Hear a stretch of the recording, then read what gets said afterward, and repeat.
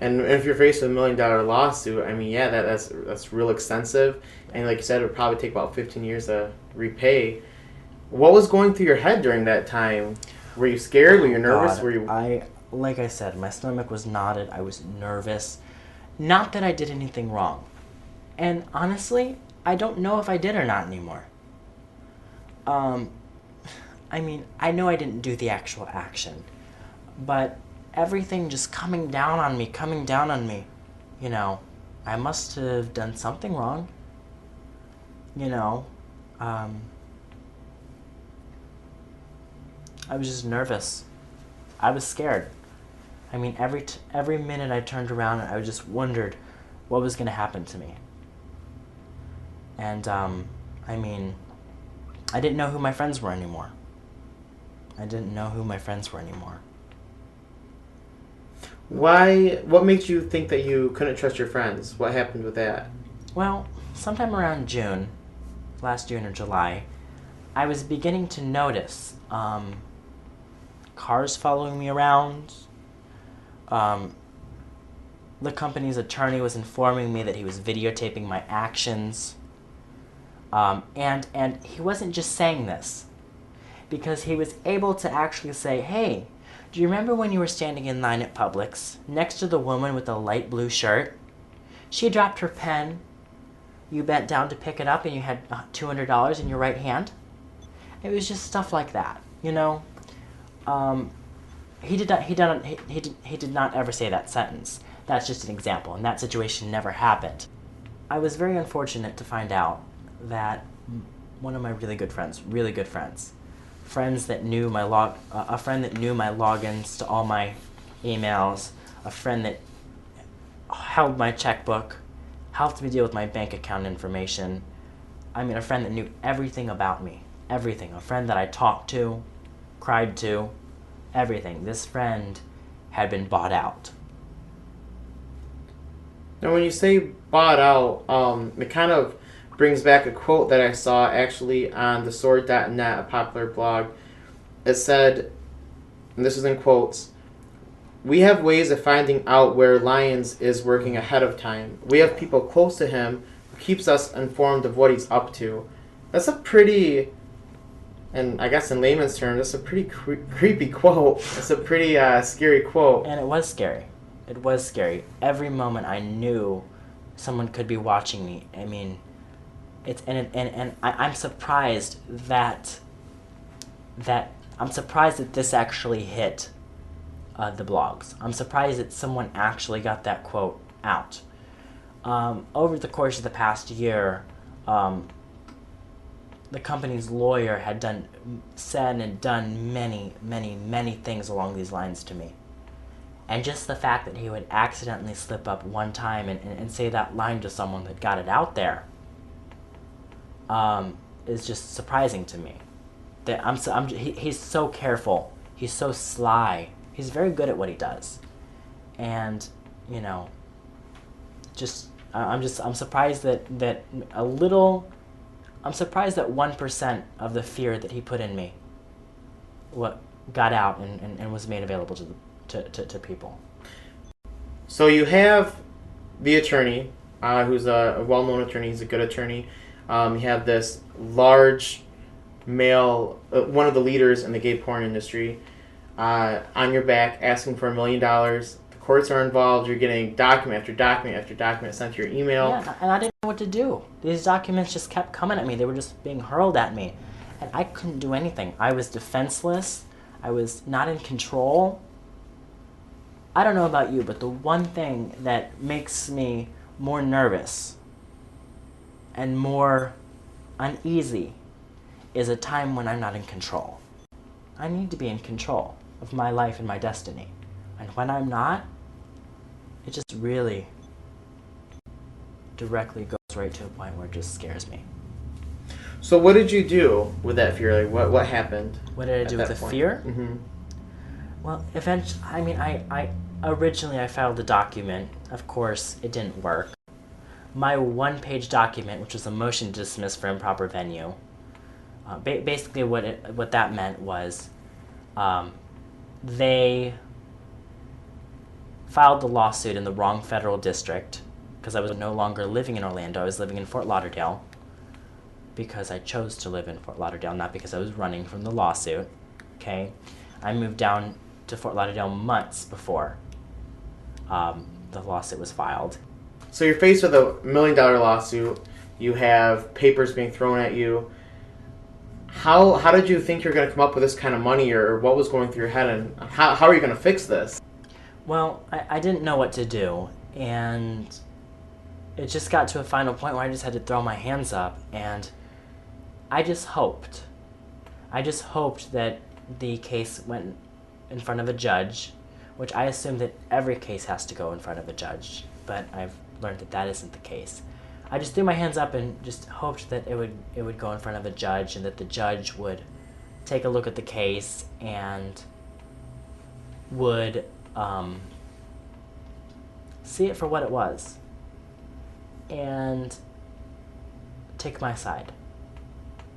I was just hoping that while everyone else was against me and feeling that I did something so terrible, I was hoping that the judge would see it through my eyes.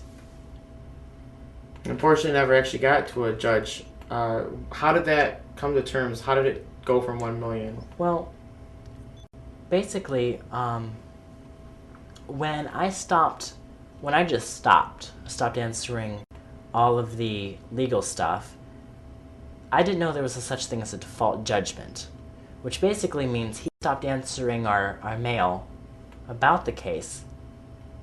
He's guilty. He owes this much money. I didn't know that was coming, and it came. And even though I read the letter, I didn't know that letter meant that I just owed them that much. You know? So eventually they got the judgment. That hit the blogs. And this is where I'm very, very thankful to my fans.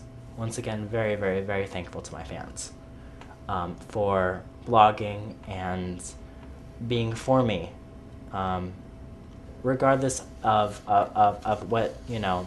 I'm just thankful that you guys stood, basically blogged and put it out there that you guys were not happy with such a big company doing this to me. So the judgment was put in the blogs, and then you know, I got a call from the company's attorney, a voicemail. I missed the call. I was on a plane. Got a voicemail that said, Justin, we did get the judge. First I got an email which was suggesting that they could reduce it to a lot less, and I didn't know why. And then I got a voicemail which, you know, that's not like this company's attorney to twice try to offer me something good. And I ignored it because I had been offered before. I'd been offered a lot of things before, but it just made me feel really, really bad because they would offer it, they'd put it on the table, and then I'd reach for it, and they'd go, oh, just kidding. So I was getting to a point where I was just scared to accept another, you know, settlement or agreement or compromise. Then I got contacted by another attorney that is friends with the company's attorney, and this individual had spoken with me in the past. I had attempted to ally myself with this attorney, who in turn wrote a couple of articles that were very disrespectful to me. So I was slowly trying to say this is not a good person for me, and trying to stand on my own 2 feet again. And but I got a call, and I accidentally picked up the phone. I was in a rush. I was in a crowd at the airport, and I picked up the phone. Hello, this is so and so, and I said, "Can I help you?" And he said, well, I was talking to the company's attorney this morning, and, this lawsuit's really backfired in their face. It's really backfired, was actually his quote. It has really backfired in their face. The company is now willing to extend. He said, did you see the article this morning? And I said, no. Or he said, have you seen the articles? And I said, yes, I've seen the articles. He's like, have you seen the one this morning? I said, no. He's like, yes, they're giving you an offer. Now, this offer is for $5,400. Quite a far cry from $1,100,000. Huge, huge, huge difference.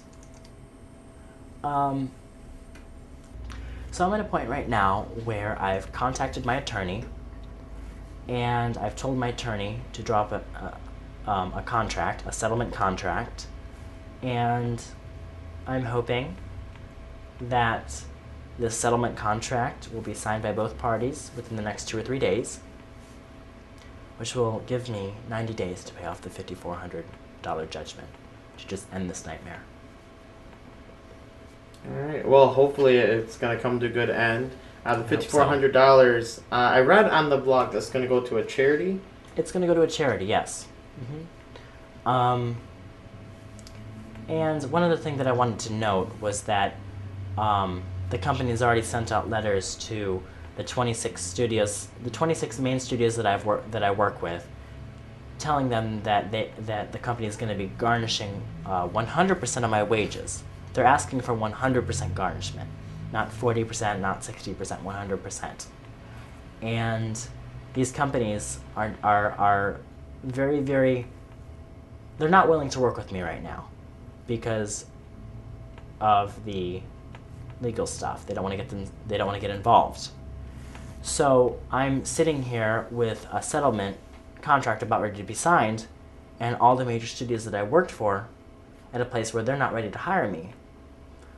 So in order for me to pay off this judgment, I need companies to work with me. After this judgment's paid, I will be fine.